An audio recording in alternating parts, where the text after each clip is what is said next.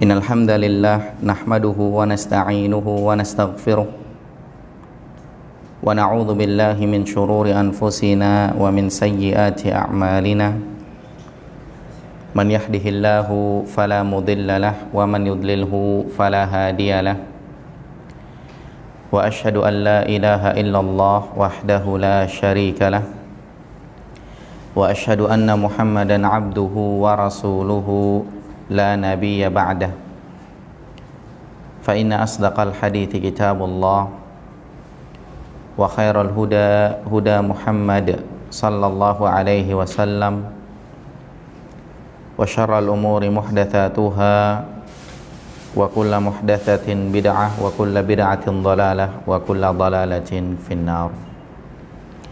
Para jamaah yang dimuliakan oleh Allah Subhanahu wa taala, pada kesempatan siang hari ini, hari Senin tanggal 28 Rabiul Awal tahun 1444 Hijriah atau 24 Oktober 2022, kita melanjutkan kajian Kutaib atau kitab kecil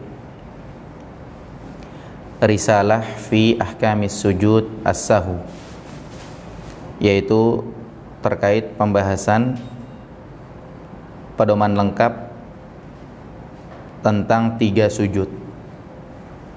Ada dibahas yang pertama sujud sahwi, kemudian yang kedua sujud tilawah, dan yang ketiga nanti akan datang pembahasannya sujud syukur.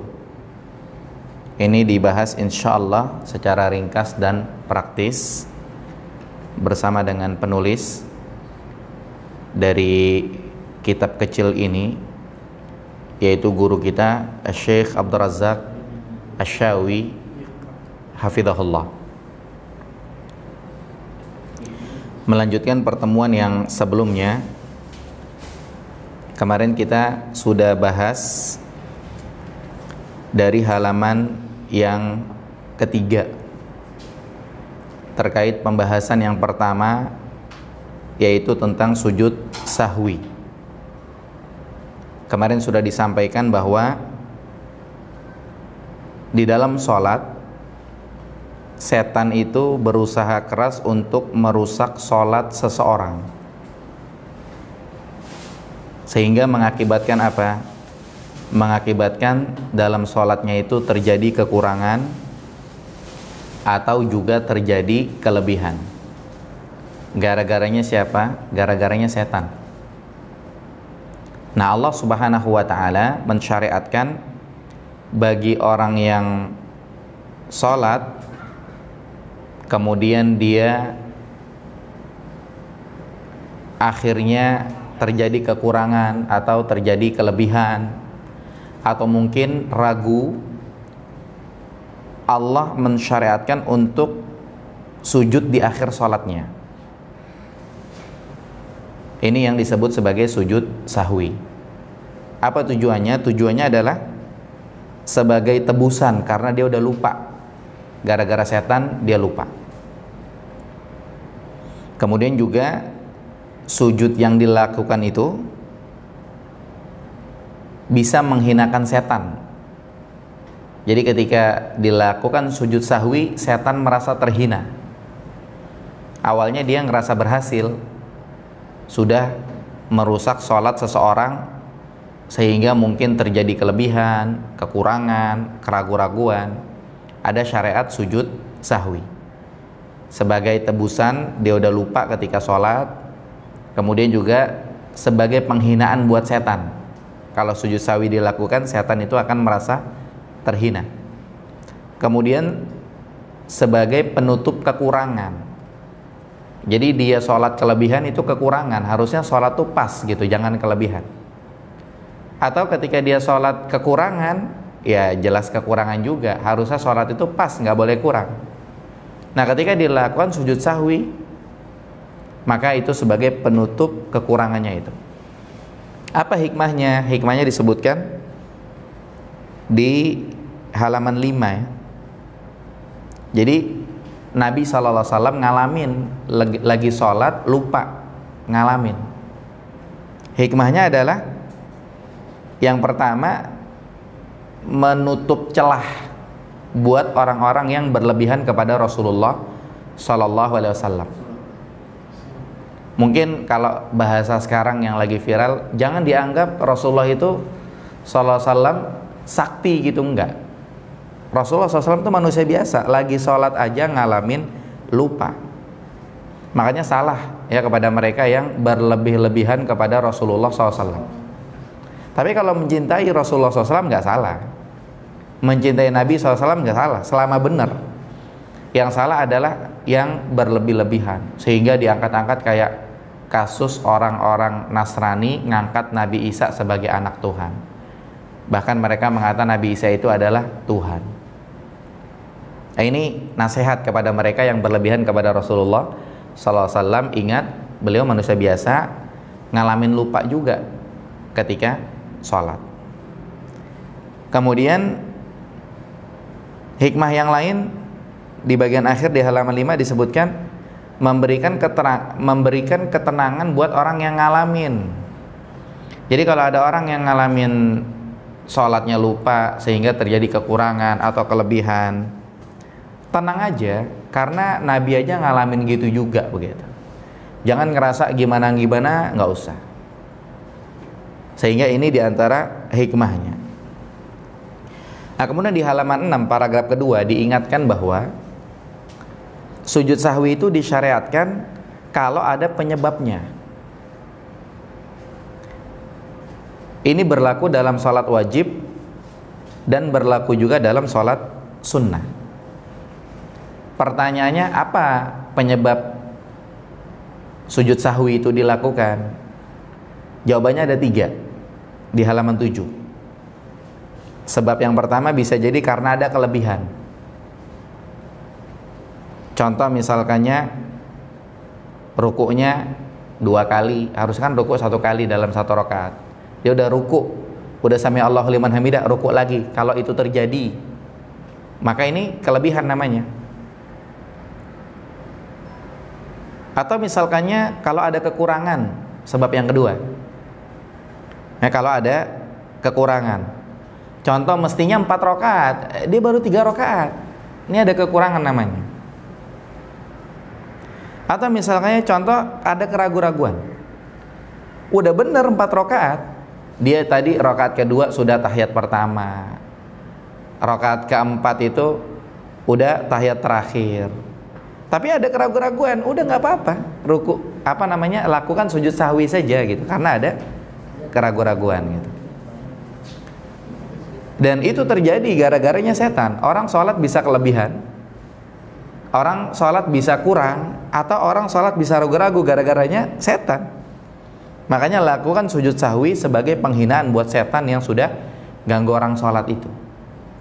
Kemudian sebagai tebusan karena kita udah ragu-ragu, karena kita udah kelebihan, atau karena kita sholatnya udah kekurangan, udah ditebus dengan lakukan sujud sahwi, bukan sholat ulang. Justru sholat ulang nggak disyariatkan begitu. Yang disyariatkan adalah sujud sahwi. Nah, kemarin kita sudah bahas bagian yang pertama, kalau terjadi kelebihan. Kemarin terkait kalau terjadi kelebihan, ini bahasan pertamanya itu di paragraf terakhir di halaman 7, yaitu kalau misalkannya ini sebagai pendahuluan terkait pembahasan kelebihan ini, diingatkan kalau kelebihannya disengajain, ini sholatnya batal. Udah bagus-bagus ditetapkan sholat zuhur itu 4 rakaat, cuman berhubung zuhurnya setengah 12, nggak biasa zuhur jam 12 lewat sekian menit, ini lagi setengah 12, dia sengajain sholat zuhurnya dilebihin, biasa 4 rakaat ya dia 8 rakaat karena pikirnya waktunya panjang gitu. Ini kalau sengajain ya pastinya batal, karena ini ajarannya siapa gitu, sholat zuhur 8 rakaat gitu. Makanya Nabi SAW menyebutkan dalam hadis riwayat Muslim, beliau bersabda di halaman 8, dalil pertama itu dikatakan apa? Man amila amalan, barang siapa yang melakukan satu amalan, laisa alaihi amruna, tidak ada dalam urusan kami, fahuwa raddun, maka amalannya tertolak. Di sini bahasanya tidak ada dalam urusan kami. Gampangnya kita katakan nggak ada di agamanya Nabi Muhammad SAW. Makanya pertanyaannya ketika dia melakukan amalan nggak ada dalam agama Islam, Islam yang dibawa oleh Rasulullah, ini Islam yang mana yang dia lakukan begitu. Sehingga zaman sekarang kalau ada orang ngelakuin ibadah, maka pertanyaannya, ibadah itu ada nggak dalam agamanya Nabi Muhammad SAW? Sehingga para ulama membahasakan di zaman Nabi dikatakan sebagai ibadah, di zaman sekarang juga dikatakan sebagai ibadah. Kalau di zaman Nabi tidak dikatakan sebagai ibadah, di zaman sekarang tidak dikatakan sebagai ibadah. Contohnya banyak. Puasa Senin Kemis di zaman Nabi dikatakan sebagai ibadah. Zaman sekarang pastinya iya, juga dikatakan sebagai ibadah. Puasa Ayyamul Bid di zaman Nabi dikatakan sebagai ibadah. Bahkan Nabi yang ngajarin, kalau nggak salah kepada Abu Hurairah radhiyallahu anhu, tiap bulan suruh puasa 3 hari. Zaman sekarang juga dikatakan sebagai ibadah. Tapi kalau puasa mutih yang katanya sahur buka serba putih, air putih, nasi putih, ini nggak ada diajarin. Di zaman Nabi nggak ada diajarin. Makanya di zaman Nabi nggak tergolong ibadah, nggak ada ibadah kayak begitu. Zaman sekarang juga nggak ada. Dan ibadah-ibadah yang lain, liatin aja ibadah yang katanya bid'ah begitu. Tapi kalau ternyata masuknya ranahnya ranah khilafiyah, ada ulama yang bilang sunnah, ada ulama yang bilang bid'ah, itu lain lagi pembahasannya. Di sini ranahnya kita toleransi, berhubung ini khilafiyah di kalangan para ulama, ya sudah. Cuman tugas kita cari sebetulnya pendapat yang benar itu yang mana gitu. Yang benar itu bid'ah apa enggak gitu. Itu kita harus pelajari. Cuman ranah khilafiyahnya kita toleransi. Cuman kalau jelas-jelas memang nggak ada di zaman Nabi, ya sudah. Berarti itu agama siapa yang ngajarin begitu gitu. Maka termasuk juga masalah kelebihan dalam sholat. Kalau sengajain, ini siapa yang ngajarin sengajain lebih sholat zuhur 8 rakaat? Ini bukan agama Nabi. Maka ini otomatis pastinya batal, tidak sah dan tertolak. Nah, ini yang terkait pembahasan sujud sahwi. Yang dimaklumi adalah di paragraf berikutnya di halaman 8 ini, kalau memang karena lupa, maka dia harus sujud sahwi setelah salam. Jadi kalau kelebihan, sujud sahwinya setelah salam. Kenapa? Kan karena udah tahu kelebihan. Sholat itu kan diawali takbiratul ihram, diakhiri salam. Udah beresin dulu sholatnya, jangan kelebihan ditambah lagi sujud sahwi, udah kelebihan tambah lebih, begitu maksudnya.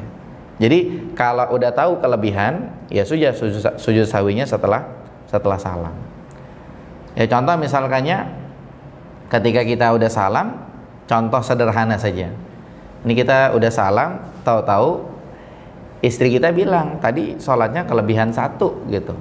Kemudian kita tanya benar, ya sudah otomatis kan kita sujud sahwi setelah salam gitu kan. Cuman kalau kita nyadar kelebihan, misalkannya kita sholat sunnah gitu di rumah, sholat sunnah ba'diyah di rumah 2 rakaat, tahu-tahu kita berdiri rakaat ketiga gitu. Kita udah berdiri, kita tahu salah, kan kita duduk lagi gitu kan.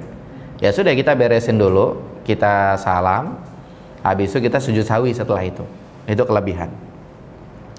Kemudian yang selanjutnya disampaikan di halaman 9 itu, paragraf terakhir, ada kelebihan gerakan. Ada kelebihan gerakan. Contohnya kelebihan gerakan itu yang baru saja kita sampaikan. Lagi sholat sunnah 2 rakaat, kemudian rakaat ketiga kita berdiri, kita nyadar gitu kan. Itu namanya kelebihan gerakan. Dan diingatkan, kalau sengajain otomatis batal gitu. Tapi kalau lupa, maka sujud sahwi. Sahwi artinya lupa sahwi itu. Sujud karena lupa. Maka lakukan sujud sahwi. Nah, kalau kita lihat di halaman 10 ada dalil, ini hadits riwayat Muslim, disebutkan oleh Ibnu Mas'ud. Nabi SAW mengatakan apa? Fa idza zada ar-rajulu aw naqasa fi salatihi. Kalau misalkannya salat seseorang itu, di sini kan dikatakannya melakukan penambahan atau pengurangan. Ini maksudnya lupa ya, bukan sengaja begitu. Jadi kalau sholat seseorang itu ada kelebihan atau ada kekurangan karena lupa pastinya, falyasjud sajadatain, maka dia lakukan sujud 2 kali. Sujud 2 kali maksudnya sujud sahwi. Nah, di sini tidak disebutkan setelah salam atau sebelum salam. Cuman tadi pemahamannya adalah ketika dikatakan kalau sholatnya kelebihan, lakukan sujud setelah salam. Pemahamannya tadi kita bilang apa? Sholat itu kan diawali takbir, diakhiri salam. Kalau misalkannya belum salam, udah tahu lebih, masih sujud lagi 2 kali, berarti kelebihan begitu. Pemahamannya demikian. Cuman berdasarkan dalil ini, kata Nabi SAW, kalau sholat kelebihan atau kekurangan, Nabi hanya membahasakan lakukan sujud 2 kali. Berarti kalau misalkannya seseorang melakukan sujud 2 kalinya sebelum salam, nggak masalah, sesuai dengan perintah Nabi SAW dalam hadis ini. Kemudian kalau dia bilang, wah saya kan kelebihan, kalau kelebihan kan harus beres dulu salamnya, harus beres dulu sholatnya, berarti saya sengaja salam dulu, biar nggak kelebihan banget, setelah salam baru saya sujud sahwi, nggak masalah juga. Jadi berdasarkan hadis ini, sujud sahwinya dilakukan sebelum salam, tidak masalah. Dilakukan setelah salam juga tidak masalah. Apa sebabnya? Sebabnya Nabi mengatakan kalau seseorang sholat ada kelebihan, ada kekurangan, Nabi hanya mengatakan lakukan sujud 2 kali. Nabi hanya mengatakan demikian. Cuman kalau ada orang pemahamannya, kan kita kelebihan, sujudnya setelah salam aja, itu yang sunnah. Tidak masalah juga berdasarkan dalil ini. Yang penting bahasanya apa dalam hadis? Kalau kelebihan, kekurangan, lakukan sujud 2 kali. Setelah salam boleh, sebelum salam juga tidak masalah. Kemudian yang berikutnya di halaman 11, ini baru ketika sholat berjamaah. Ya, ketika sholat berjamaah. Jadi kalau imamnya salah, untuk laki-laki katakan subhanallah. Kalau untuk perempuan, bahasa fikihnya itu tasfik. Tasfik itu seperti ini, menepuk. Di sini kan terjemahnya tepuk tangan, menepuk tangan. Menepuk tangan takutnya orang pahamnya begini begitu. Makanya beda dalam fikihnya itu tasfik. Tasfik itu kalau tidak seperti ini, seperti ini. Intinya kalau begini kan nyaring banget, kayak orang tepuk burung dara begitu kan, kenceng banget gitu kan. Enggak. Itu bukan tasfik namanya. Sementara yang dimaksudkan di sini adalah tasfik. Baru nanti imamnya melakukan seperti penjelasan yang tadi. Bisa sujud sahwi sebelum salam atau sujud sahwi setelah salam. Kemudian yang berikutnya ada keterangan di paragraf terakhir, kalau terjadi tambahan pada bacaan. Apa maksudnya terjadi tambahan pada bacaan? Maksudnya adalah kita tahu sholat zuhur 4 rakaat. Rakaat pertama baca Fatihah dan surat, rakaat kedua baca Fatihah dan surat. Yang dimaksudkan oleh penulis di sini hafizahullah adalah rakaat ketiga cuman baca Fatihah doang. Rakaat keempat cuman baca Fatihah doang. Nah, ketika kelebihan bacaan, pandangan penulis kita sujud sahwi. Ini pandangan mazhab dalam mazhab Hambali. Akan tapi menurut pendapat yang lebih kuat, kemarin sudah kita sampaikan, ada riwayat menyebutkan boleh ketika sholat 4 rakaat, di rakaat ketiga, rakaat keempat kita baca surat, boleh saja tanpa melakukan sujud sahwi. Tapi pandangan penulis dalam mazhab Hambali ini mereka melakukan sujud sahwi. Kalau memang terjadi pada imam, ya kita mah ngikuti aja karena kita makmum. Tapi kalau terjadi pada diri pribadi ketika sholat wajib lagi sendiri karena telat misalnya, atau ketika sholat sunnah lagi sendiri, kemudian keceplosan kita habis baca Fatihah baca surat, boleh atau tidak? Jawabannya insya Allah boleh menurut pendapat yang lebih kuat, sehingga tidak perlu lakukan sujud sahwi. Ini tidak perlu. Cuman ini yang disampaikan pandangan mazhab, wallahu a'lam. Nah, sekarang kita masuk di halaman 12. Kita lihat, kalau terjadi kekurangan. Kalau tadi kan pembahasannya terjadi kelebihan, sekarang terjadi kekurangan. Nah, ini kita baca, kita lihat. Dikatakan di sini, apabila seseorang mengalami kekurangan salah satu rukun sholatnya selain rukun takbiratul ihram, karena disebutkan di catatan kaki itu Apabila seseorang lupa tidak melakukan takbiratul ihram, maka sholatnya tidak sah dan tidak berguna ia melakukan sujud sahwi. Karena patokan sholat itu diawali takbir, diakhiri salam. Nah, jangan kebayang takbiratul ihram itu mesti angkat tangan, jangan. Takbiratul ihram itu adalah Allahu Akbar di awal itu. Jadi takbiratul ihram itu Allahu Akbar di awal. Sama juga takbir intikal, takbir perpindahan gerakan. Jangan kebayang angkat tangannya, bukan, tapi takbirnya Allahu Akbar, Allahu Akbar, Allahu Akbar, begitu.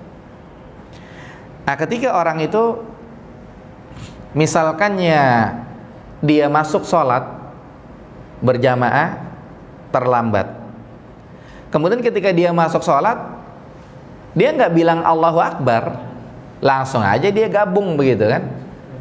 Ini namanya dia belum takbiratul ihram, sholatnya nggak sah. Nah, sekarang kan kita lihat, atau pengalaman kita pribadi ketika kita telat, kita bilang Allahu Akbar atau tidak? Biasa kita bilang Allahu Akbar. Masalah angkat tangan apa enggak, itu mungkin kita ragu, kita pengen nanya mesti angkat tangan apa enggak. Maka sekarang kita harus tahu bahwa yang dimaksud takbiratul ihram adalah Allahu Akbar. Istilahnya angkat tangan nggak angkat tangan urusan belakang, begitu kan. Itu sunnah, begitu. Itu disesuaikan nanti pada tempatnya. Nah, ketika orang itu kekurangan, dia kekurangan rukun sholat, maka itu dikatakan di sini hal itu tidak lepas dari beberapa kondisi sebagai berikut. Yang pertama, apabila seseorang ingat sebelum beralih ke rakaat kedua. Jadi kalau dia ingat sebelum lanjut rakaat kedua, dia harus paham rukun sholat itu apa, gitu. Biasanya untuk membedakan rukun dengan syarat sholat, kalau syarat biasanya sebelum sholat dikerjain. Syaratnya itu harus ngadep kiblat, syaratnya harus ambil wudhu, harus bersuci, tempatnya bersih, bersih dari najis, bersih dari hadas. Itu pokoknya syarat itu biasa sebelum sholat. Tapi kalau rukun biasa dalam sholat. Dalam sholat itu ada takbiratul ihram, dalam sholat ada baca Fatihah, dalam sholat ada ruku, ada tumakninah, ada i'tidal, ada tumakninah, ada sujud, ada tumakninah, ada duduk di antara dua sujud, ada tumakninah. Itu biasanya dalam sholat itu rukun biasanya. Nah, kalau misalkannya dia ingat sebelum lanjut rakaat kedua, maka dia wajib kembali untuk menunaikan rukun yang tertinggal dan melanjutkan rukun berikutnya. Jadi misalkannya dia rakaat pertama baca Fatihah, baca surat, beres ruku, i'tidal, dia sujud. Baru sujud satu kali dia udah berdiri, Allahu Akbar, rakaat kedua. Dia ingat, baru tadi sujudnya baru satu kali. Langsung dia kembali lagi. Duduk di antara dua sujud, Rabbik firli, baru dia sujud yang kedua. Lanjut normal sampai selesai. Itu kondisi yang pertama. Kondisi yang kedua, apabila seseorang ingat setelah berada di rakaat kedua. Jadi tadi dia belum sujud kedua kalinya. Rakaat pertama Fatihah, surat, ruku, i'tidal, sujud, langsung berdiri dia. Dia udah baca Fatihah, udah baca surat, udah ruku, udah i'tidal, baru dia ingat, tadi sujudnya baru satu kali. Maka rakaat kedua yang ia lakukan tersebut merupakan pengganti rukun yang sebelumnya ia tinggalkan. Berarti rakaat kedua dianggap rakaat pertama. Kemudian ia melakukan satu rakaat lagi sebagai penggantinya. Berarti dia sholatnya, istilah kata itu 5 rakaat, begitulah sholat zuhurnya gitu. Karena rakaat pertama, sujud keduanya kelupaan. Nah, untuk kedua kondisi ini, pelaksanaan sujud sahwinya setelah salam. Ini kita jangan apa namanya, kita jangan bingung. Jadi yang betul tuh sebelum salam apa setelah salam sih? Enggak. Kita ingat kesimpulan yang tadi. Nabi bilang yang kelebihan, yang kekurangan sujud sahwi 2 kali sujud. Bahasa Nabi itu falyasjud sajdatain, sujud 2 kali. Maksudnya sujud sahwi. Itu kita jangan lupain. Jadi ketika di sini dikatakan sujud sahwinya setelah salam, kita abaikan saja, dalam tanda kutip abaikan. Artinya kalau kita lakukan setelah salam nggak masalah juga gitu, sesuai keterangan. Kalau qadarullah dilakukan sebelum salam juga tidak masalah juga. Tapi jangan jadi pemahamannya ya udah kalau gitu nggak perlu dibahas gitu kan? Nggak juga. Ini tetap dibahas sebagai amanat ilmiah. Kita memahami ketika orang itu lakukan sujud sahwi setelah salam alasannya apa, ketika sebelum salam alasannya apa, ketika boleh dua-duanya alasannya apa, kita harus memahami itu juga begitu. Nah ini dikatakan contohnya di halaman 13 paragraf kedua, seseorang langsung berdiri setelah sujud pertama pada rakaat pertama, padahal ia belum duduk di antara 2 sujud dan belum juga sujud kedua. Tatkala ia mulai membaca Al-Fatihah, ia teringat bahwa dirinya belum sujud kedua dan duduk di antara 2 sujud juga belum. Maka saat itu ia segera kembali untuk duduk di antara 2 sujud, kemudian sujud, lalu berdiri untuk melakukan gerakan salat selanjutnya dan melakukan sujud sahwi setelah salam. Berarti contoh yang pertama, dia udah baca Fatihah di rakaat kedua itu, tapi dia ingat dia tadi belum sujud yang kedua, ya sudah dia batalin, ya jangan dilanjut. Batalinya bukan batalin sholat, tapi dia kembali duduk langsung karena tadi belum sujud kedua. Kemudian contoh yang berikutnya, bagi yang ingat setelah berada di dalam rakaat kedua, seseorang berada pada rakaat pertama lalu ia langsung berdiri setelah sujud pertama, sementara ia belum melakukan duduk di antara 2 sujud dan sujud kedua, namun ia tidak sadar melainkan saat duduk di antara 2 sujud pada rakaat kedua. Pada kondisi seperti ini maka rakaat yang kedua ini merupakan rakaat pertama, sehingga nantinya ia harus menambah 1 rakaat lagi di dalam sholatnya, kemudian salam dan melakukan sujud sahwi. Ini tadi kita sudah sampaikan penjelasannya. Jadi kondisi yang pertama dia ingat di rakaat kedua pas dia baca Fatihah, atau dia masih berdiri lah begitu, belum lanjut banget kalau bahasa kita, maka dia kembali duduk, kemudian duduk di antara 2 sujud, kemudian sujud, itu dianggap rakaat yang pertama. Baru dia diri lagi, rakaat kedua baca Fatihah lagi. Tapi kalau udah keburu dia ruku ingat, atau dia udah i'tidal dia baru ingat, atau dia udah duduk di antara 2 sujud dia ingat, maka itu rakaat yang dia lakukan di rakaat kedua itu dianggap rakaat pertama. Kemudian yang berikutnya di paragraf kedua di halaman 14, apabila seseorang tidak mengetahui rukun yang tertinggal kecuali setelah salam, maka ia terhitung meninggalkan 1 rukun penuh. Jadi kalau misalkannya contoh, ketika rakaat yang kedua, dia setelah sujud 1 kali kan harusnya duduk di antara 2 sujud, kemudian sujud lagi gitu ya. Ini tidak, tapi dia lakukan setelah pas rakaat kedua itu yang dia lakukan sujud pertama dia langsung tahiyat. Dia nggak nyadar, nggak ngeh gitu. Mungkin imam ketika sholat berjamaah juga sama. Tahu-tahu tahiyat, jamaahnya juga ngikut aja, mereka ragu, tadi sujudnya sekali apa 2 kali gitu kan. Sampai sholat tuh beres, baru dibilangin, baru diingetin. Berarti itu namanya seseorang tidak mengetahui rukun yang tertinggal kecuali setelah salam begitu. Maka ia terhitung meninggalkan 1 rakaat penuh, berarti kurang 1 rakaat namanya begitu. Nah, apabila jeda antara salam dan waktu ingatnya tidak lama serta masih dalam keadaan suci, maka ia harus segera mengerjakan 1 rakaat secara sempurna. Berarti dia diri lagi, baca Fatihah, baca surat, ruku, i'tidal, sujud, duduk di antara 2 sujud, kemudian sujud lagi. Ini namanya mengerjakan rakaat secara sempurna. Kemudian dia tahiyat. lalu sujud sahwi, dan setelah itu salam. Jadi tahiyat, sujud sahwi, setelah itu salam, kalau kejadian demikian. Namun apabila jedanya lama atau wudunya sudah batal, maka ia mengulang sholatnya dari awal lagi, kecuali apabila yang tertinggal itu adalah tasyahud akhir atau salam, maka ia tidak terhitung meninggalkan satu rakaat penuh, namun segera melakukan tasyahud dan sujud lalu salam. Berarti di sini ada dua kondisi. Kondisi yang pertama, habis sholat langsung ingat. Tapi kondisi yang kedua,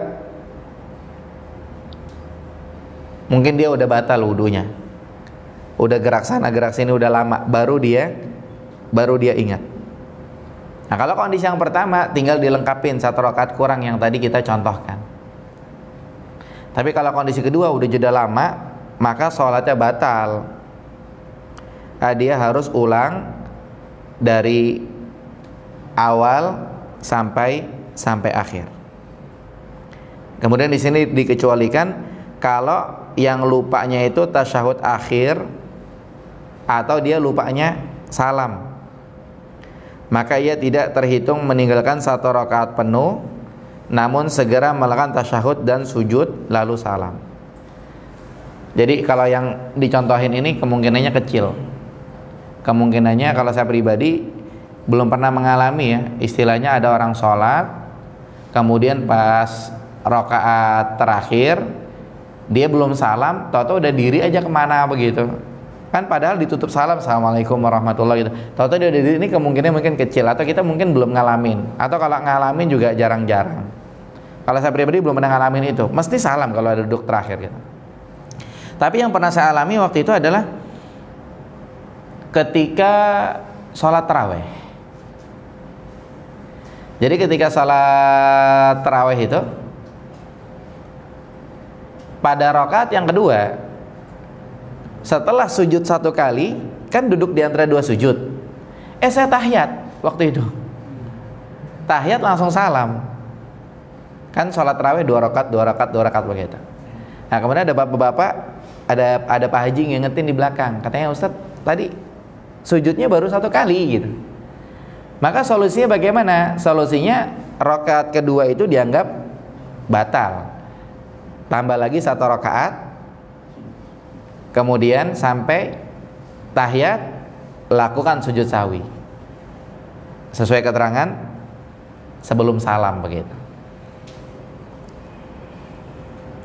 Nah, kemudian di halaman 15 dikatakan adapun contoh dari kekurangan dalam hal yang wajib, seperti apabila seseorang tidak melakukan hal yang wajib lalu ia telah berpindah dari satu kewajiban ke kewajiban lainnya, seperti lupa membaca subhana rabbiyal a'la, dan ia tidak ingat kecuali setelah bangkit dari sujud, maka ini namanya ia telah meninggalkan salah satu dari hal-hal yang wajib di dalam sholat karena lupa.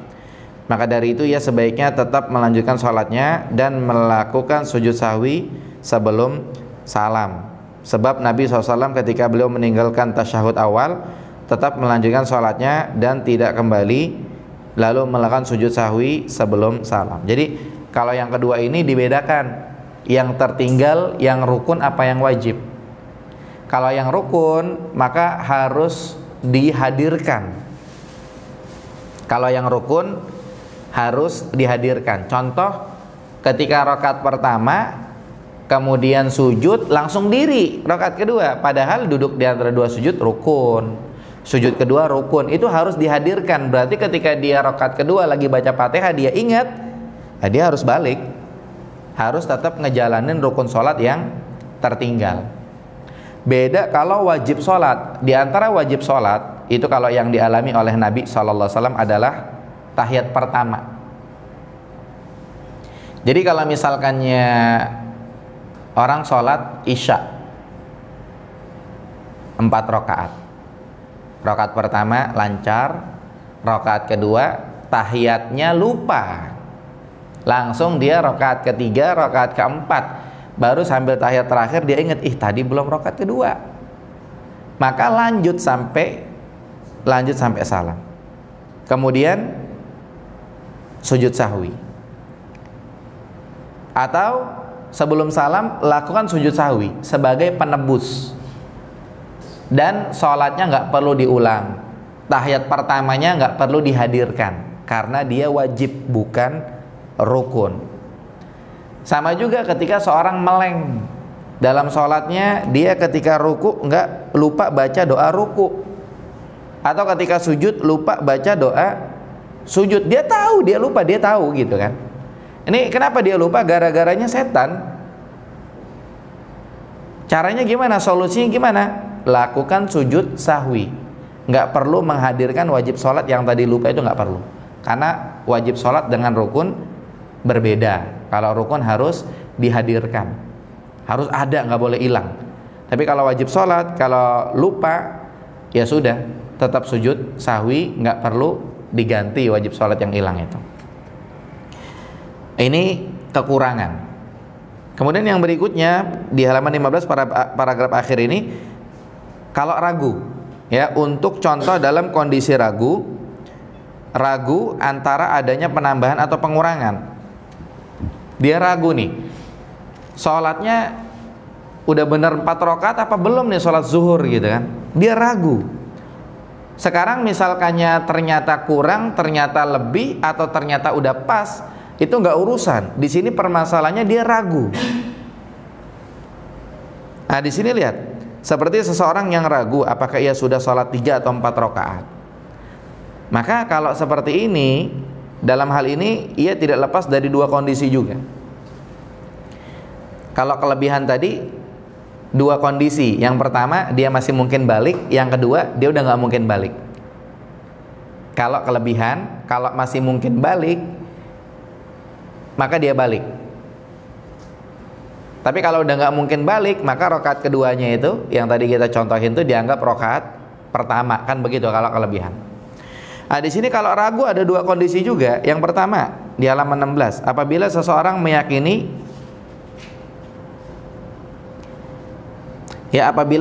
meyakini antara 2 hal, penambahan atau pengurangan, maka dalam kondisi ini ia melanjutkan yang ia yakini dan menyempurnakannya, lalu sujud sahwi setelah salam. Jadi ketika dia sholat zuhur 4 rakaat, dia yakin baru 3 rakaat, ya udah, dia lanjut rakaat keempat, beres itu sujud sahwi setelah salam. Atau awalnya dia ragu, setelah dia pikir-pikir ada patokan-patokan, oh tadi habis baca ini, oh ini udah 4 rakaat. Cuman kan dia tetap ngalamin ragu, cuma dia yakin udah 4 rakaat setelah ragu itu.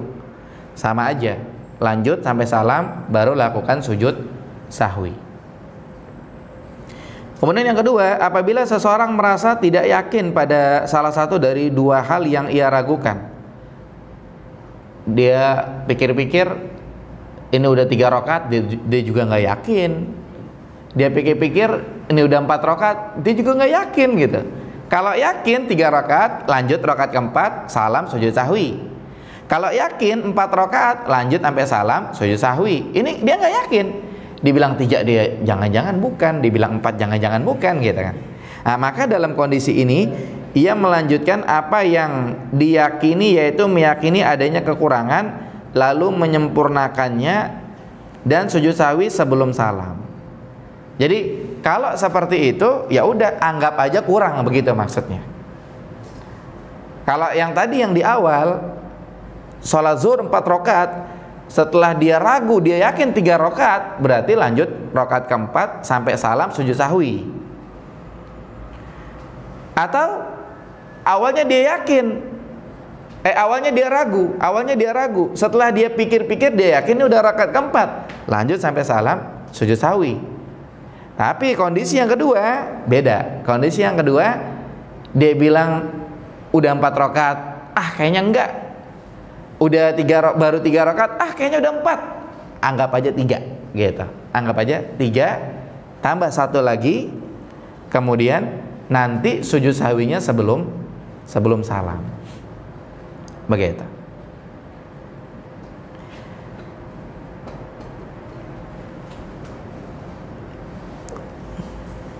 Tapi kalau misalkannya contoh,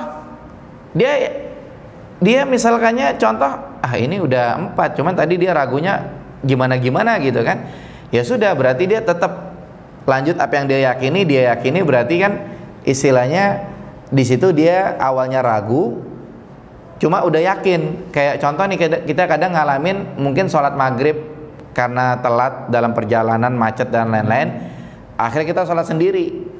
Pas kita 2 rakaat, pas ketiganya kita ragu, ini udah 3 apa? Tapi 3 gitu. Cuman untuk nutupin, ngilangin apa namanya, unek-unek kita gitu, ya sudah, sebelum salam kita sujud sahwi aja 2 kali, beres gitu. Itu juga bisa dilakukan demikian. Ini dikatakan sebagai contoh, seseorang yang sholat zuhur kemudian ia merasa ragu apakah ia sekarang di rakaat ketiga atau keempat, namun ia cenderung yakin bahwa dirinya pada rakaat ketiga, maka ia melanjutkan 1 rakaat lagi kemudian salam, lalu sujud sahwi. Tadi sudah disampaikan.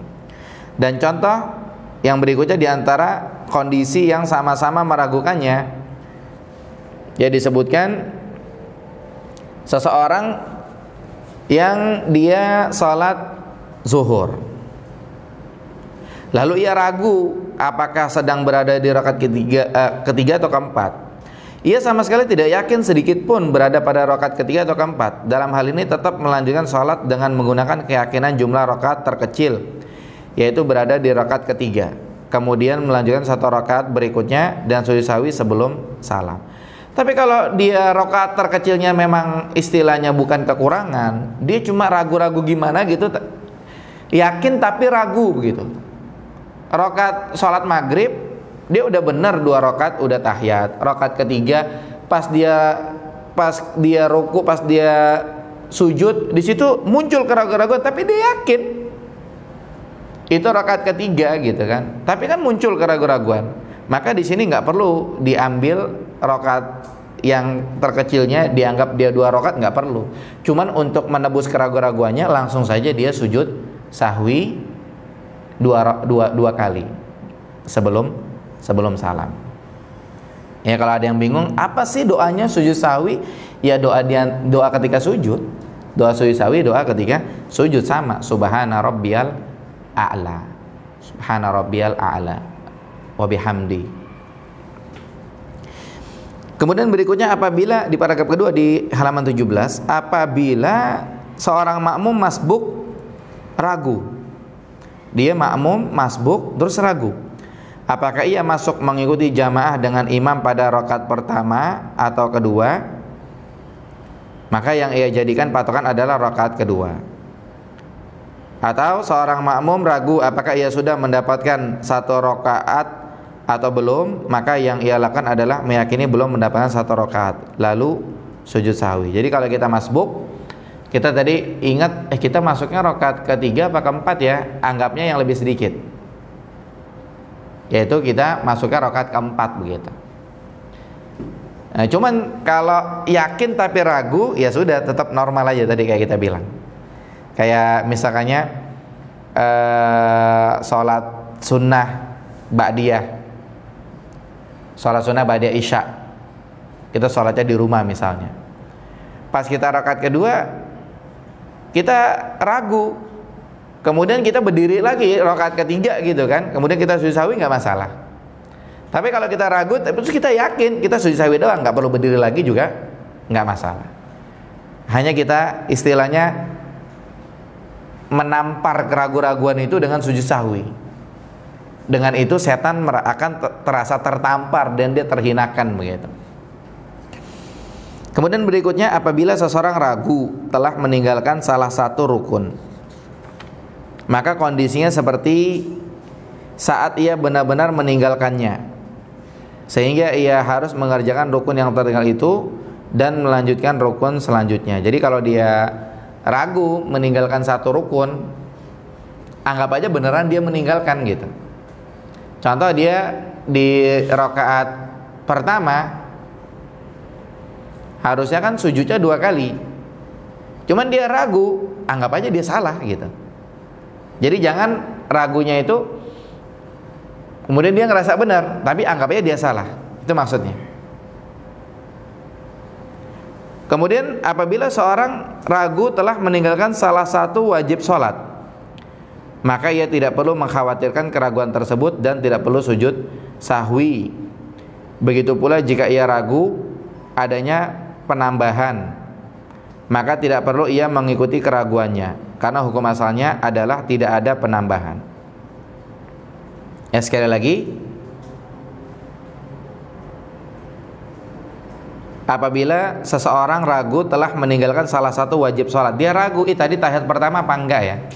Beda kasus sama yang tadi, dia tahu dia belum tahiyat pertama, bukan ragu.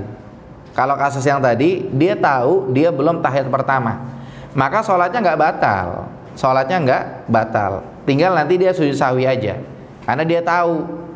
Masalahnya dia ragu, tadi udah tahiyat pertama apa belum, begitu.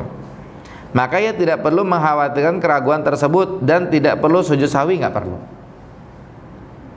kalau tahiyat pertama. Begitu pula jika ia ragu adanya penambahan, maka tidak perlu ia mengikuti keraguannya, karena hukum asalnya adalah tidak ada penambahan. Berarti di sini dia ragu, di sini dia ragu terkait apa nih? Di sini terkait wajib sholat, bukan rukun sholat. Terkait wajib sholat. Berarti kalau di sini ragu ada penambahan, kaitannya yang tadi kita bilang rakaat ketiga, rakaat keempat. Ini kalau pendapat mazhab ya, rakaat ketiga, rakaat keempat, dia ragu, tadi habis baca Fatihah, baca surat apa enggak? Padahal kan menurut pendapat yang lebih kuat nggak masalah, begitu kan. Cuman kita lagi mengikuti penjelasan dari penulis, hafizahullah. Dia bilang wajib sholat, tapi ragu tadi kelebihan apa enggak. Kayak contoh kelebihan baca surat di rakaat ketiga dan keempat, ini abaikan saja. Tapi ini kaitan dengan pendapat mazhab. Cuman pendapat yang lebih kuat nggak masalah kalau rakaat ketiga keempat tetap baca surat. Cuman memang tidak sunnah. Kalau terus menerus dilakukan itu tidak termasuk sunnah. Yang sunnah adalah rakaat pertama kedua baca Fatihah dan surat, rakaat ketiga keempat sunnahnya hanya baca Fatihah saja. Cuman kalau sekali-kali keceplosan atau sekali-kali ingin dilakukan, ini termasuk sunnah. Yang jadi masalah ketika terus menerus dilakukan, ini tidak termasuk sunnah. Kemudian bahasan berikutnya, kapan seseorang disyariatkan sujud sahwi setelah salam? Kapan seseorang dia disyariatkan sujud sahwi setelah salam? Nah, di sini penulis hafizahullah membawakan perkataan Syekh bin Baz rahimahullah. Kata Syekh bin Baz rahimahullah, dikatakan al-afdal an yakuna sujud lisahwi qabla salam illa fi suratain. Jadi kata Syekh bin Baz, sebaiknya sujud sahwi dilakukan sebelum salam, kecuali pada dua kondisi. Kecuali pada dua kondisi. Fa innahu yakunu ba'da salam. Itu dilakukan setelah salam. Jadi sebaiknya sujud sahwi sebelum salam, kecuali dua kondisi. Perhatikan apa nih? Yang pertama, apabila seseorang salam padahal ia kurang satu rakaat atau lebih, maka lebih baik apabila sujud sahwinya dilakukan setelah menyempurnakan sholat dan salam. Jadi kalau misalkannya kurang satu rakaat, kalau misalnya kurang satu rakaat, maka dia naik lagi untuk melakukan kekurangannya itu, baca Fatihah, baca surat begitu, kemudian ruku, i'tidal, sujud, duduk di antara dua sujud, sujud lagi, tahiyat, baru dia salam, baru sujud sahwi, karena dia tahu dia salah begitu. Atau misalkannya ketika dia sholat zuhurnya 5 rakaat, habis salam, jamaahnya ada yang bilang, Pak tadi sholat zuhurnya kita 5 rakaat, otomatis sujud sahwi setelah salam, nggak perlu diulang sholat zuhur lagi yang kedua, 4 rakaat. Jadi totalnya 9 rakaat kalau diulang. Jadi langsung sujud sahwi.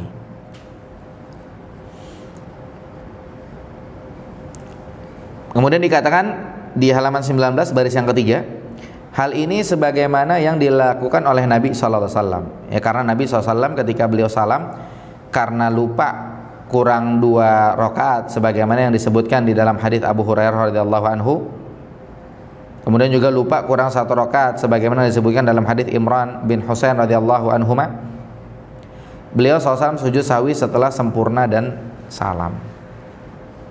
Jadi di sini kalau kelebihan dan kalau kekurangan sebaiknya sujud sahwi setelah salam. Tapi kalau sebelum salam gimana? Nggak masalah juga.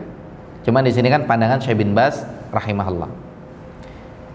Kemudian yang kedua, apabila seseorang merasa ragu di dalam sholatnya dan dia tidak tahu berapa rakaat yang telah ia kerjakan, 3 atau 4 pada sholat yang berjumlah 4 rakaat, atau apakah sudah di rakaat kedua atau ketiga pada sholat maghrib, atau seorang merasa ragu sudah berada di rakaat pertama ataukah kedua pada saat sholat subuh, namun ia meyakini dengan kuat bahwa dirinya dalam salah satu dari 2 keadaan, yaitu kurang atau sempurna, maka hendaknya dirinya tetap melanjutkan sebagaimana dalam dugaannya yang terkuat, dan sujud sahwinya dilakukan setelah salam sebagai bentuk keutamaan. Jadi di sini contoh ya, contoh sederhana, kita sholat sunnah ba'diyah di rumah. Karena di rumah nggak ada orang, mungkin lagi pada kita sholatnya di kamar nggak ada orang, mungkin begitu. Di tengah-tengah sholat yang kita lakukan, kita ada ragu-ragu gimana gitu.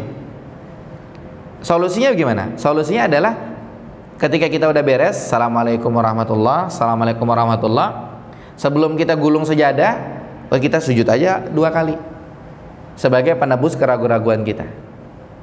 Sama juga perempuan yang di rumah, dia mungkin sholat subuh 2 rakaat, sholat duhur 4 rakaat, asar 4 rakaat, tapi di dalam sholatnya beres dia salam, dia ada ragu-ragu gimana gitu kan.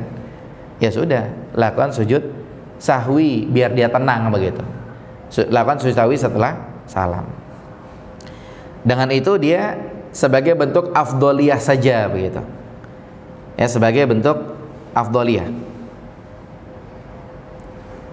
Ini sebagaimana disebutkan dalam hadis Ibnu Mas'ud radhiyallahu anhu, Nabi SAW mengatakan, idza syakka ahadukum fi salatihi, apabila ragu salah seorang di antara kalian dalam salatnya, fal yataharras shawab, maka dia coba pikir-pikir, usaha semaksimal mungkin sebenarnya dia gimana sholatnya gitu. Jadi kalau dia ragu 3 apa 4, pikir yang maksimal begitu, solusi awal. Fal yutimma alaihi, sempurnakan dengan yang dia yakini. Kalau emang dia yakin emang itu udah 2 rakaat sholat sunnahnya gitu kan, ya sudah, nggak apa-apa. Tsumma liyusallim, dia salam aja. Tsumma yasjud sajdatain ba'da salam, terus dia sujud sahwi 2 kali setelah salam. Biar plong aja gitu, biar plong maksudnya gitu. Jadi ketika dia dalam sholat ada ragu gimana, biar plong, udah sujud sahwi gitu. Nah, kemudian yang berikutnya di halaman 21, apa yang diucapkan seseorang saat sujud sahwi. Ini tadi kan kemarin kita bilang kalau ditanya sujud sahwi doanya apa, kita mengatakan jawaban sementara doanya sama kayak sujud biasa. Nah, sekarang kita jawaban pembahasannya, lihat. Seseorang yang sujud sahwi dan sujud tilawah. Kalau sujud sahwi itu sujud lupa dalam sholat, namanya sujud sahwi. Kayak lupa-lupa yang tadi, akhirnya terjadi kelebihan, akhirnya terjadi kekurangan, akhirnya antara lebih kurang atau pas, ragu gitu. Itu lupa dalam sholat, sujud sahwi. Kemudian sujud tilawah, ada ayat sajadah dalam Quran, contohnya surat Al-Alaq, kalla la tuti'hu wasjud waqtarib, itu ada tanda panah ke atas, dan surat-surat yang lain. Atau dalam surat Al-Insyiqaq, ya, Al-Insyiqaq, idza sama'un syaqqat wa adzinat li rabbiha wa huqqat, Kemudian sampai di ayat wa idza quri'a 'alaihimul qur'anu la yasjudun. Ada tanda panah. Itu namanya ayat sejadah, ada sujud tilawah, sunnah. Maka di sini disebutkan membaca bacaan seperti yang biasanya ia baca pada sujud dalam sholat, yaitu subhana rabbiyal a'la. Dalam riwayat lain subhana rabbiyal a'la wa bihamdi. Yang wajib adalah membacanya 1 kali. Baca 2 kali boleh, baca 3 kali boleh. Sedangkan yang paling sempurna dibaca 3 kali. Dianjurkan agar membaca doa di dalam sujudnya dengan doa-doa yang mudah, doa-doa yang disyariatkan, doa-doa yang penting. Jadi tetap, kalau kita pernah dengar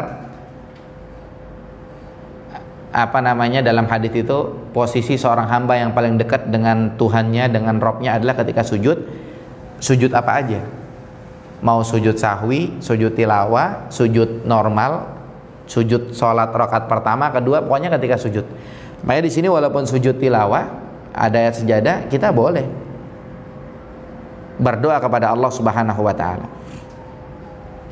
Atau mungkin saking dia terenyuh hatinya, ada kebutuhan gimana gitu, habis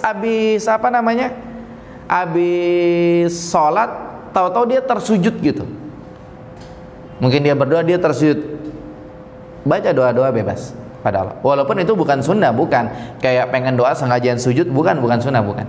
Cuman ini sedang menyampaikan posisi seorang hamba dekat dengan Allah, yaitu ketika sujud, itu saja. Bukan sengajain sujud, enggak. Sama ketika orang sujud syukur kan, dia sujud gitu, bersyukur dapat kabar dia disuruh bikin paspor, urus dia berangkat umroh gratis gitu, dia bahagia sujud, dia berdoa, ya Allah biar lancar, sama. Jadi sedang menyampaikan posisi seorang hamba dekat dengan Rabbnya ketika sujud.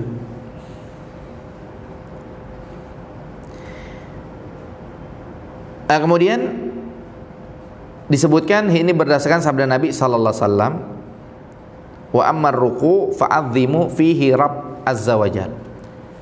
Ya, ketika ruku azimkan Rabb, subhana rabbiyal azim ketika ruku gitu kan. Kalau kita baca terjemahannya agungkan Rabb, cuman saya biar nyerempet sama dalil, saya bilangnya azimkan, jadi subhana rabbiyal azim gitu. Wa amma sujud fajtahidu fid du'a. Ketika sujud maka bersungguh-sungguhlah dalam berdoa. Faqaminun an yustajaba lakum. Karena kemungkinan mustajabnya besar begitu. Ketika sujud banyak-banyak doa. Makanya kan nggak ada ya ketika orang lagi di meja misalnya, dia teringat dia punya bisnis, habis terima telepon, nyaris gol gitu bisnisnya. Kemudian dia tersujud-sujud di atas mejanya. Apa yang dia lakukan? Banyak-banyak berdoa kepada Allah. Ya Allah lancar, berhasil. Karena ketika sujud perbanyak doa. Kemungkinan mustajabnya besar begitu. Kemudian yang berikutnya di halaman 22. Nabi mengatakan, ini dalam hadis riwayat Muslim, aqrabu ma yakunul abdu min rabbih wa huwa sajid fa'aksirud du'a. Ya, posisi seorang hamba dekat dengan Rabbnya yang paling dekat ketika dia sujud, maka perbanyaklah doa. Dan Nabi SAW sering membaca pada ruku dan sujud dengan bacaan subhanakallahumma rabbana wa bihamdika allahumma gfirli. Ini bisa kita amalkan. Kemudian juga di halaman 23 dalam hadis Aisyah, Nabi SAW ketika ruku, ketika sujud suka baca subuhun kudusun rabbul malaikati warruh. Ini hadis riwayat Muslim. Jadi ketika sujud, ketika ruku subhana rabbil azim, subhana rabbil azim, subhana rabbil azim. Imamnya belum bangkit dari ruku, bisa kita tambah subuhun kudusun rabbul malaikati warruh. Ya, berapa kali? Di sini nggak disebut berapa kali. Kayak momen ketika yang pernah ngalamin sholat gerhana itu ketika ruku lama, sujud lama, bisa dipraktekin ini. Sama juga Nabi mengatakan fa'azzimu rabbahu, suruh azimkan Rabbnya begitu. Maka bisa juga kita perbanyak subhana rabbil azim, subhana rabbil azim gitu. Kemudian berikutnya disampaikan, dan diantara kesalahan orang awam di dalam sholatnya ketika melakukan sujud sahwi di dalam sholat, mereka mengucapkan subhana man la yanam wa la yashu, dan sebagian mengucapkan wa ma kana rabbuka nasiya. Sama juga ketika Jumatan, ya, ketika bal tu'thirunal hayatad dunya wal akhiratu khairu wa abqa inna hadza la fis sufil ula sufi Ibrahim wa Musa. Orang baca apa itu? Alaihi salam gitu. Nih, ya? Bisa batalin sholat. Itu dalilnya mana itu? Kalau alaihi salam enggak. Apakah bisa batalin sholat? Tergantung. Kayak kita penjelasan tentang ada orang bersin, alhamdulillah, yarhamukallah. Itu ketika orang bilang alhamdulillah, apakah sholatnya batal? Tidak, karena sholat itu isinya zikir, dan diantara bentuk zikir adalah yarhamukallah, zikir sama doa gitu ya. Tapi kalau yarhamukallah ini kan bisa batal karena ini omongan kepada seseorang begitu. Sama juga kayak tadi alaihissalam, dia mungkin masuknya doa zikir gitu ya, alaihissalam tidak batal. Cuma pertanyaan dalilnya mana, yang ngajarin siapa gitu ketika ada sufi Ibrahim wa Musa alaihi salam, apakah disebutkan dalam hadis atau bagaimana gitu? Tidak. Sama juga ketika Jumatan, salat dan salam semoga tercurah kepada Rasulullah, kita diperintahkan untuk diam. Ini pengecualian, nggak harus sallallahu alaihi wasallam, nggak harus, atau Allahumma sholli wa sallim alaihi, nggak harus. Kemudian sebagian baca ketika sujud sahwi, Rabbana la tu'akhidna in nasina au akhtana. Semua ini nggak ada dalilnya. Jadi sujud sahwi itu doanya adalah doa sujud gitu. Dikatakan namun tidak ada satupun dalil yang bisa dijadikan sandaran menurut syariat. Ya wallahu a'lam. Ini selesai pembahasan sujud sahwi. Berarti kesimpulannya apa? Kesimpulannya yang pertama, apa maksudnya sujud sahwi? Jawabannya, maksudnya sujud sahwi adalah sujud lupa dalam gerakan sholat. Kemudian yang berikutnya, yang kedua, lupa dalam gerakan sholat itu gimana penjelasannya?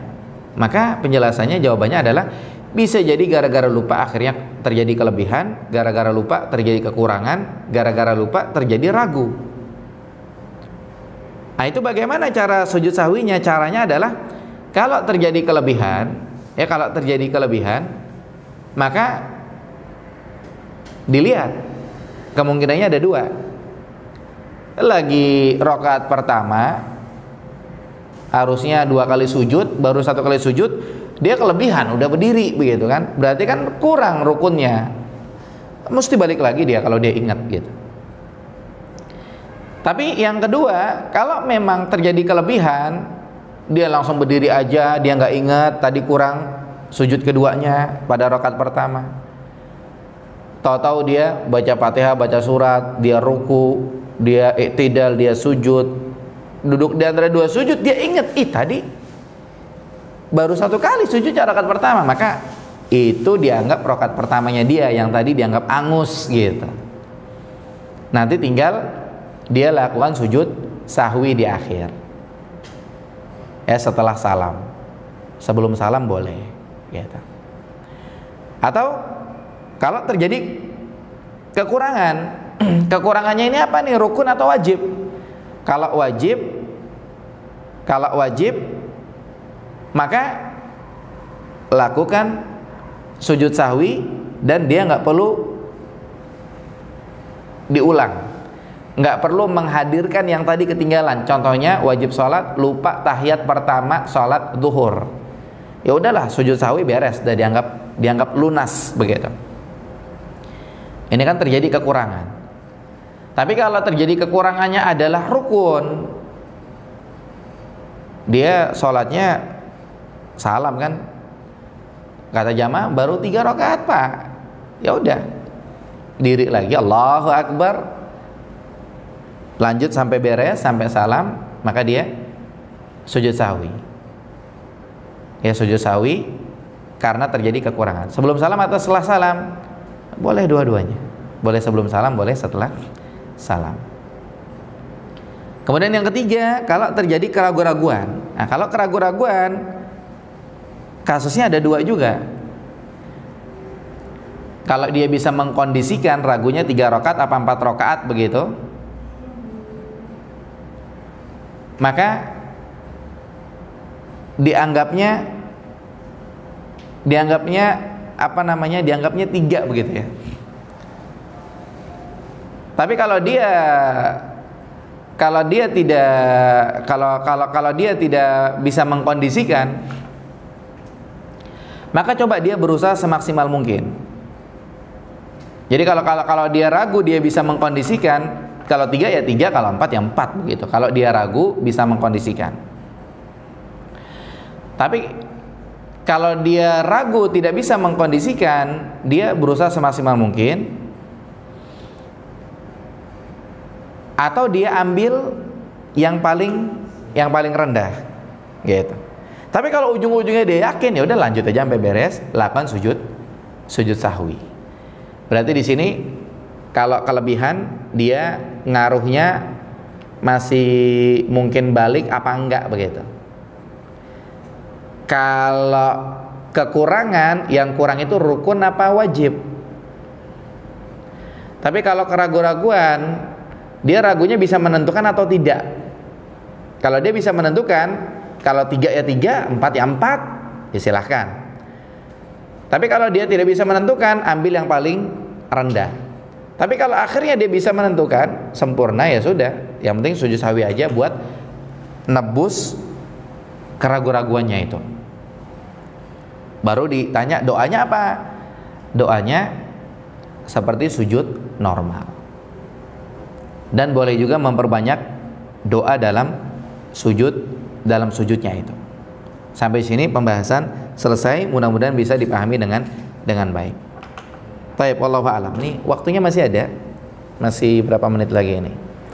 Masih 18 menit lagi. Berkurang, enggak 18 menit. 17 menit lagi.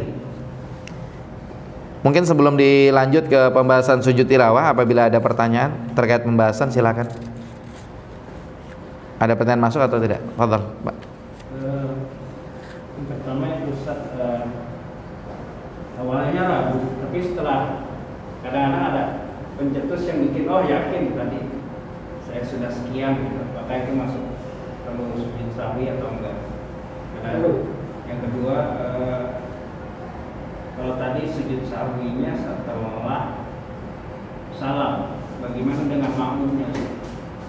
Mengikuti sujud sahwi tadi nggak dikomando? Iya. Jadi pertanyaan pertama, awalnya ragu, kemudian karena satu dan lain hal akhirnya yakin begitu ya.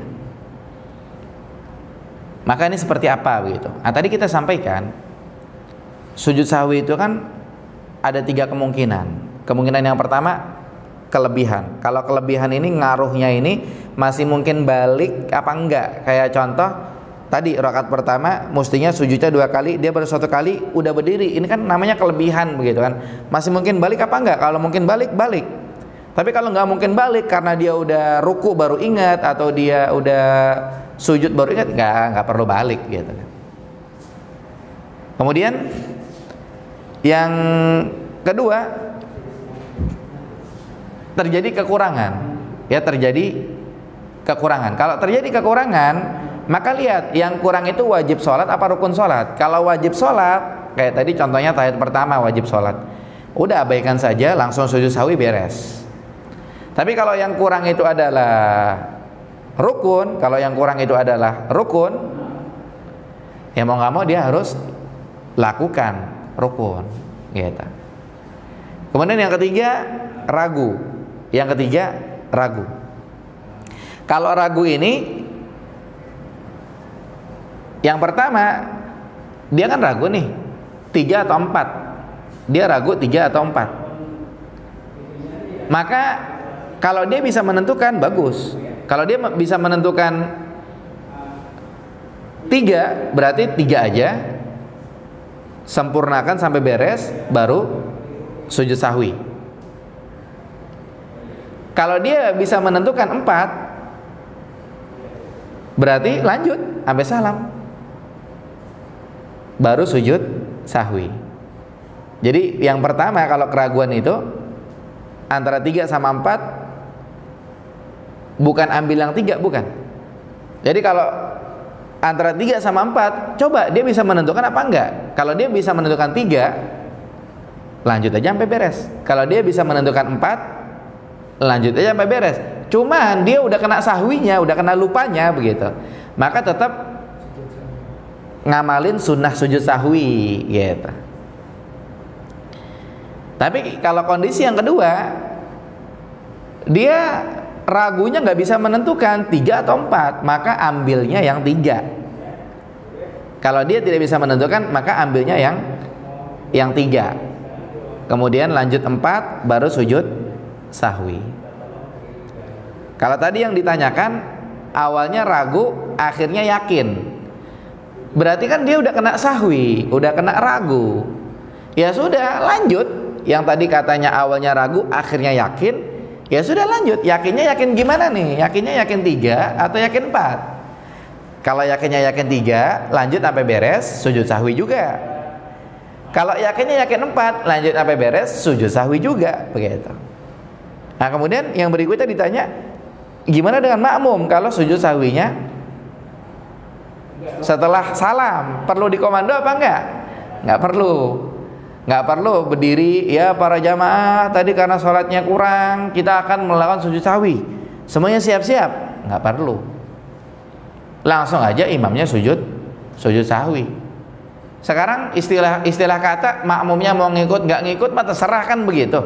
Cuman normalnya makmum harus paham, makmum harus ngerti. Thalabul ilmi faridatun ala kulli muslim. Makmum harus paham. Sehingga kalau imamnya sujud sahwi, normalnya makmum harus melakukan sujud sahwi. Kadang-kadang makmumnya galakan dia gitu, ini gimana sih orang udah beres sholat masih sujud aja, dia karena kagak ngerti gitu kan. Itu pahamnya apa, alirannya apa begitu kan. Ini makmumnya yang salah. Normalnya makmum itu dia harus paham, sehingga kalau imam melakukan sujud sahwi setelah salam, maka makmum harus ngikut.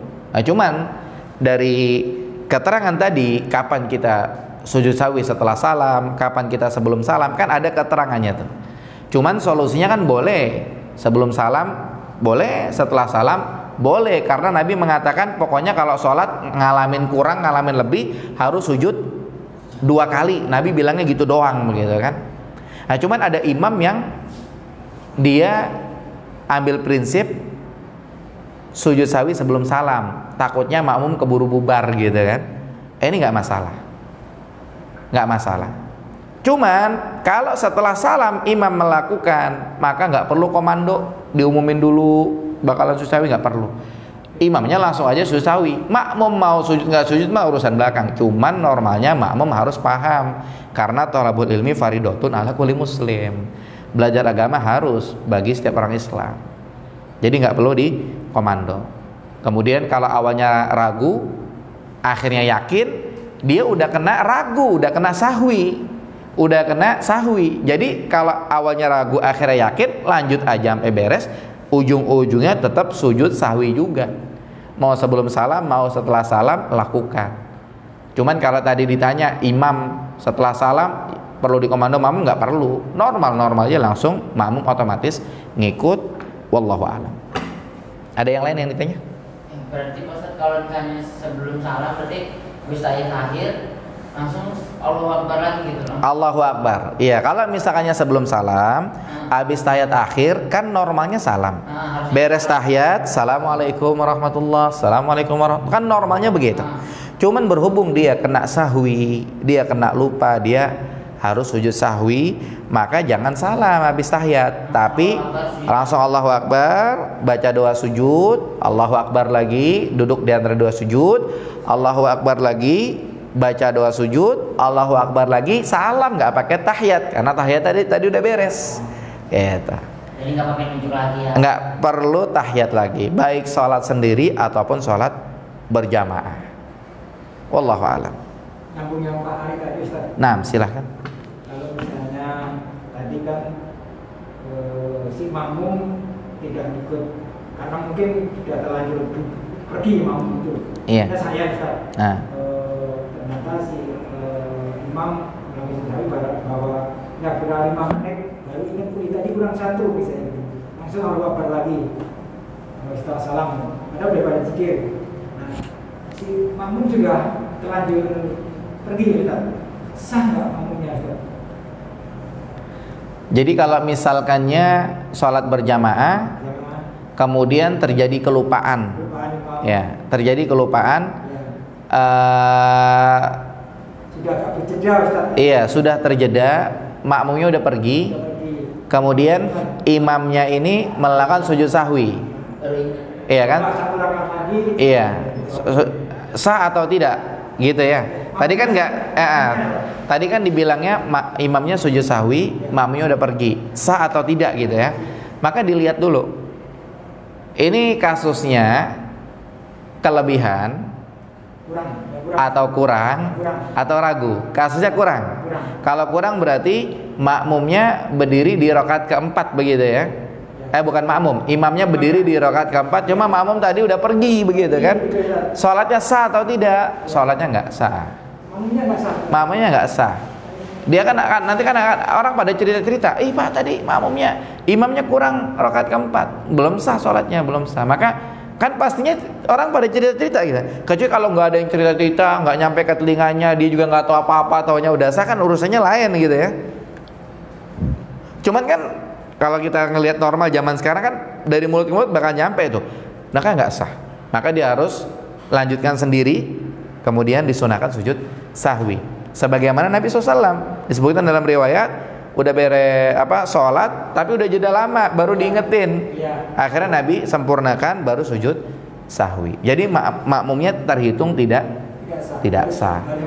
Harus dia menghadirkan kekurangan.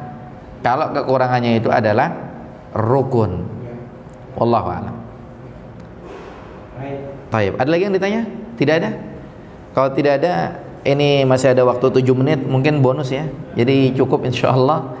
Nanti dilanjutkan pada pertemuan berikutnya, kita masuk pembahasan sujud tilawah. Dan nanti kalau mungkin sampai selesai dengan pembahasan sujud syukur, insyaallah dilanjutkan. Wallahu a'lam bishawab. Sampai di sini yang benar datang dari Allah Subhanahu wa taala. Yang salah dari saya pribadi, barakallahu fikum, sallallahu ala nabiyina Muhammad wa akhiru da'wana alhamdulillahi rabbil alamin. Subhanakallahumma bihamdika asyhadu an la ilaha illa anta astaghfiruka wa atubu ilaik. Assalamualaikum warahmatullahi wabarakatuh. Waalaikumsalam.